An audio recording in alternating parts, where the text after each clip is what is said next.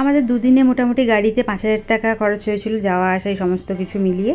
আর আমাদের হোমস্টেতে ছিল per head 1500 করে, including lunch, dinner, breakfast, snacks সমস্ত কিছু। আর হোমস্টেতে খুব সুন্দর অ্যাম্বিয়েন্স ছিল, দারুণ ছিল। হোমস্টের নাম ছিল অর্কিড, যেটা রকি আইল্যান্ডে ডুয়ার্সে আছে। তো রুমগুলোও দেখতে পাচ্ছ, আমাদের একটা ডুপ্লেক্স রুম ছিল, একটা সিঙ্গেল রুম ছিল। তো যেহেতু পার পার্সনভাবে ছিল, তো ওরকম দুটো রুম আমাদেরকে দিয়েছিল। এরকম আলাদা কোনো রুমের চার্জ নেই, জাস্ট পার হেড হিসাবেই চার্জ হয়েছিল।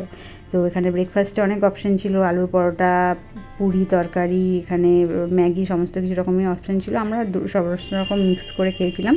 আর লাঞ্চ ডিনারের আমার ছবি তোলা হয়নি। লাঞ্চে দিয়েছিল চিকেন, আর ডিনারে ছিল ডিম।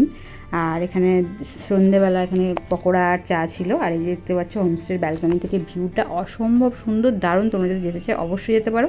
সমস্ত ডিটেলস আমি দিয়ে রাখলাম। দেখা হচ্ছে পরের ব্লগে, টাটা।